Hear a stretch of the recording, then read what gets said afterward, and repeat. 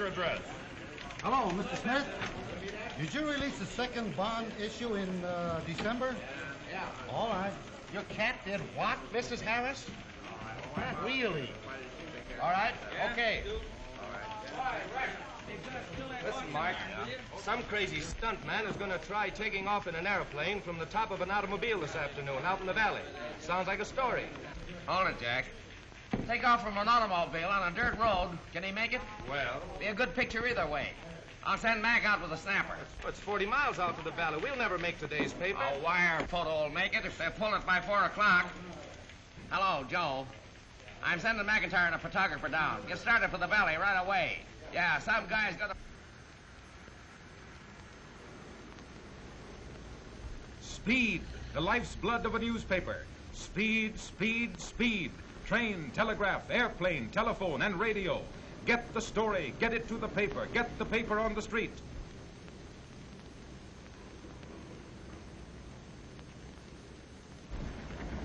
What time do you start, Marvin? Right now. Better warm up the machine, Ed.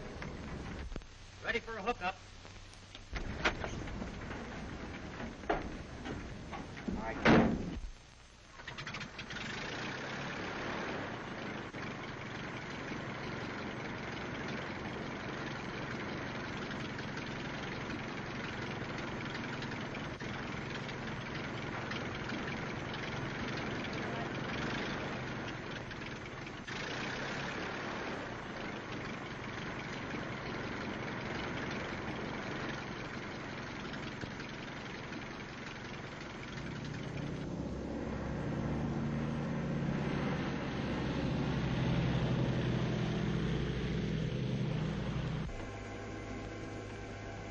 Give me this to rush.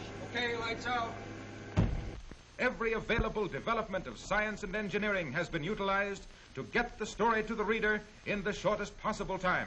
And now, the latest miracle of news gathering, sending pictures by wire, has lifted the curtain on a new era in newspaper history.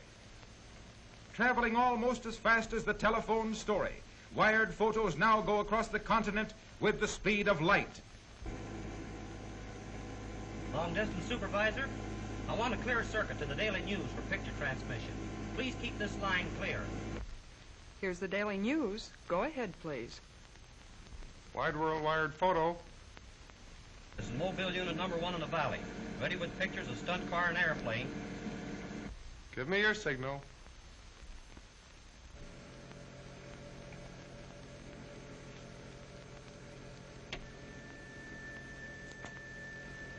Although it took years to perfect, the technique of sending pictures by wire is comparatively simple.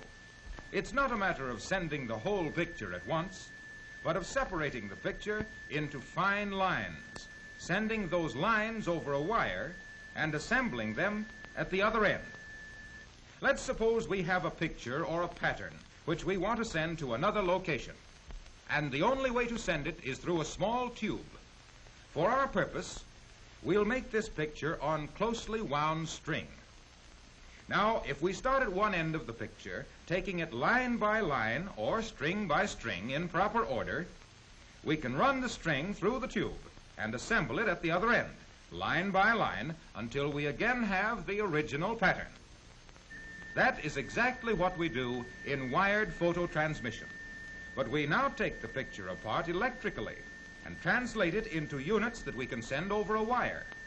The units are lines, all of the same width, but of different tones of gray. If we have a given number of lines in a given space, the tonal value of the page, the difference between dark gray and light gray, is determined by the density of the lines. If the lines vary in density, they will form a pattern. Instead of changing lines into a pattern, wired photo transmission is simply a matter of breaking up the pattern or picture into lines. This process is called scanning. A light is focused on the picture, and as the drum revolves, this light scans the picture from top to bottom on this line.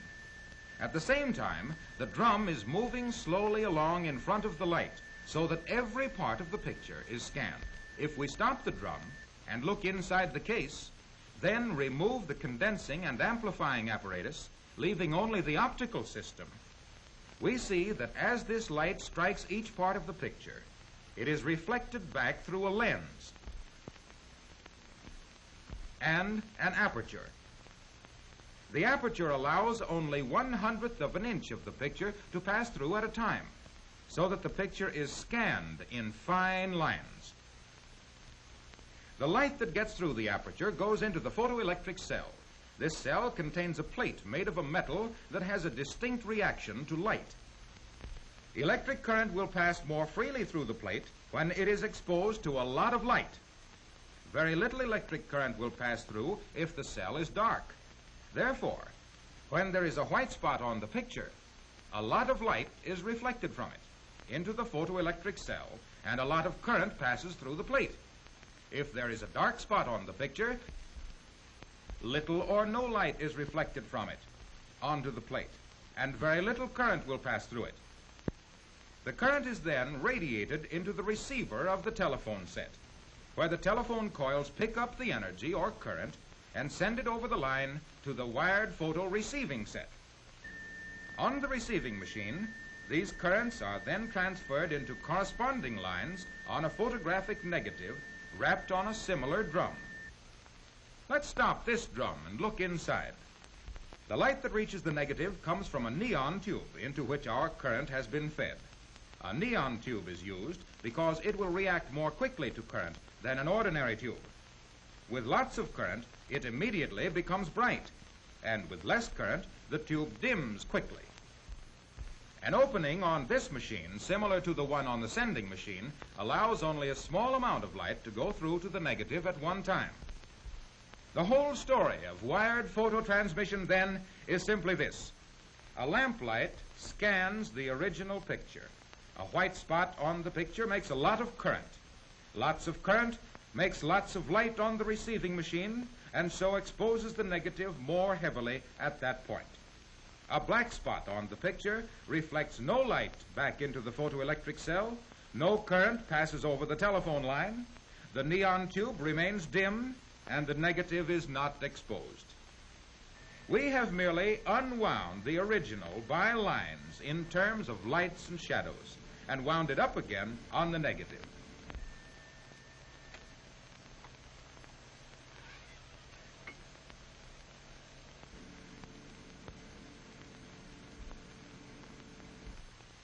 The negative now goes through the regular routine.